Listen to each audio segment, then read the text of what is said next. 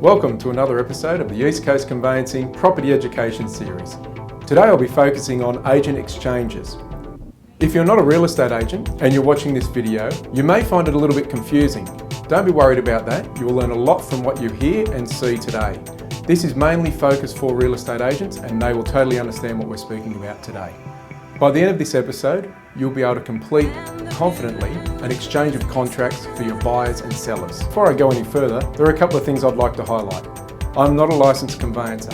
However, we do have two solicitors behind the camera at this time, reviewing everything I am saying to make it perfectly legal. The information I'm about to give you is for basic exchanges. If you come across a complicated matter or exchange, do yourself a favour and do not exchange that contract. If you do, you'll run the risk of possibly losing your job. You never know. Best not to do it and leave it to the professional conveyancers. Please stick to the rules that we're about to present and you'll have two happy clients, both buyers and sellers, and an exchange contract in your hands. And one last point, you are, as real estate agents, allowed to exchange contracts. Don't let anybody tell you differently. Section 64 of the Act allows you to do this. Now that I've gone through the minor points, let's get into actually how to exchange contracts.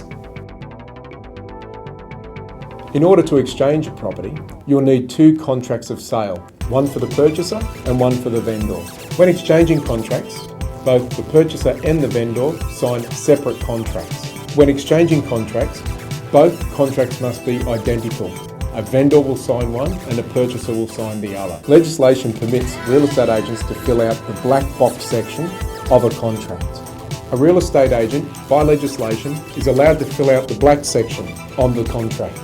Must fill in the details, the purchaser's solicitor details, the purchaser's name, full address in there, the price of the property. Now when it comes to deposit, it's really important that you do the 10%. The full 10% price must go in that part of the contract.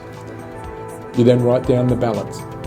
Even though your buyer may only be leaving a small deposit, again, the full 10% must be written in.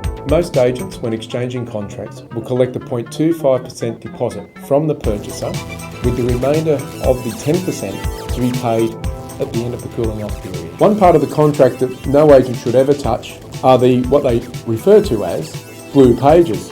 It is sometimes argued about their colour, but you will see they're always this bluey-greeny tinge.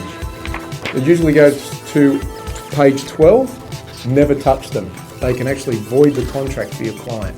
There are three parts to a contract: the front page, the blue pages, which again you don't touch, and also the special conditions. The special conditions contain things like finance clause, cooling off periods. Familiarise yourself with them before you sign the contract. Now that the buyer has been through the special conditions, you've filled out the front page for both contracts to be identical. It is now time to exchange the contracts.